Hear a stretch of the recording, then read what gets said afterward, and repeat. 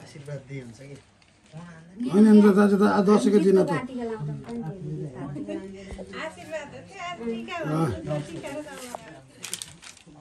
नमस्ते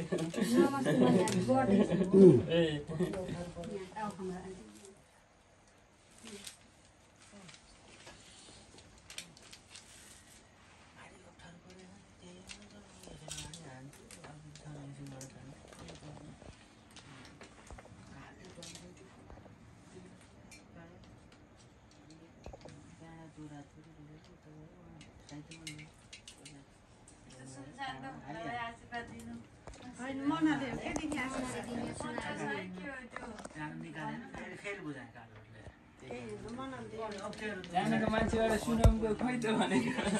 जयन्ती पर्दगाली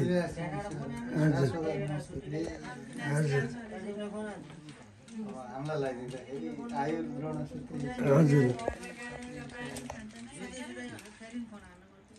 नवदुर्गा भवानीले रक्षा गरून् आँटेको चाहेको सबै कुरा पुरा होस्।